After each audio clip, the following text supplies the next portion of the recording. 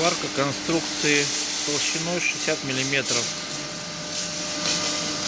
Свариваем аппаратом Кемпи 4200. Толок 1,2. Подогрев газа. Вот эта Аврора не потянула, вся раскалилась. Получается вот такой вот шов.